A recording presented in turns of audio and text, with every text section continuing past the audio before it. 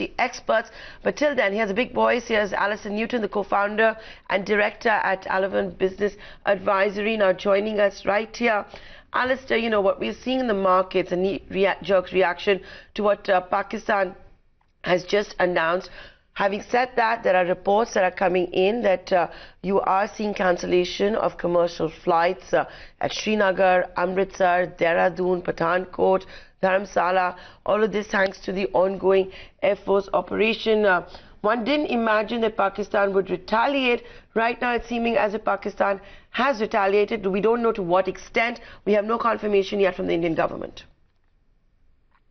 Well, I'm not particularly surprised that Pakistan has retaliated, if indeed these reports are correct. And you're right, we do need to be cautious until we have confirmation.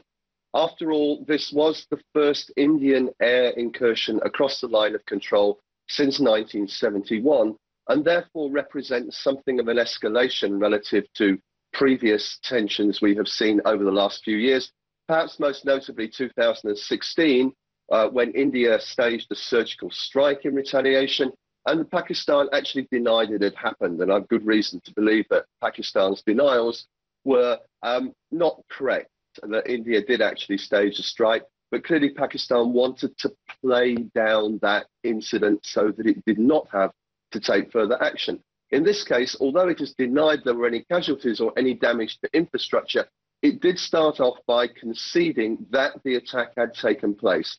And in those circumstances, we should not be surprised if the reports coming in just now prove to be accurate.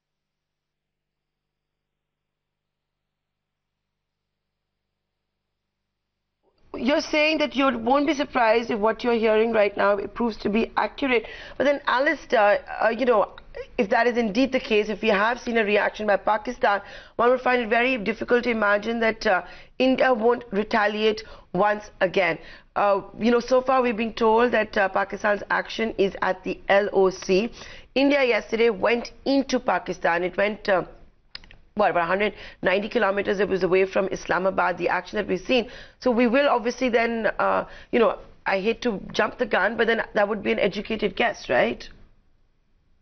I do think there are some significant risks of further escalation here. And I would add to that that so far this is something which international investors have largely ignored. If indeed these strikes have taken place on the Indian side of the LOC today, I think it will be a bit of a wake-up call to the international investment community, and that in turn could lead to further slide in Indian stock valuations if international investors decide that they want to soften their positions in the Mumbai stock market right now. However, we do have to wait for confirmation, and let's be absolutely clear about that. And we also have to know if there is indeed confirmation that these strikes have taken place. We also have to know more about what the targets were, how much damage was done, whether maybe we might better draw a line here or not. But frankly, with an Indian election just a couple of months away, I find it very difficult to believe that Prime Minister Modi would be able or even willing, perhaps, to draw a line if indeed Pakistan has struck on the Indian side of the LOC. You know, Alastair, you know, you said about valuation, what markets could do in such a scenario. I just wanted, you know, as an investor, now, you know, how should one approach the news flow that comes in? How should one approach? Because, you know, you'll keep getting updates, both the sides of the story, how things happen. Development will change every 1 to 4 hours. How should one approach in terms of news flow? Or, you know, when should one press the panic button? Well, you know, I think there's two ways of looking at that. First of all, markets always react to headlines. They always react to headlines. And one has to be very careful to get the balance right between two things. First of all, deciding that one is not going to react to the headlines. And secondly, joining the herd and rushing for the door. And I don't know where that balance is going to lie in these circumstances, because it is very difficult to ascertain exactly what has happened, especially when we get conflicting reports from New Delhi versus Islamabad. But if we get confirmed reports of strikes which have damaged infrastructure, taken lives, then this is not going to be a time when foreign investors are going to want to be exposed to India-Pakistan related risk. And I guess the same is true of a lot of Indian domestic investors too.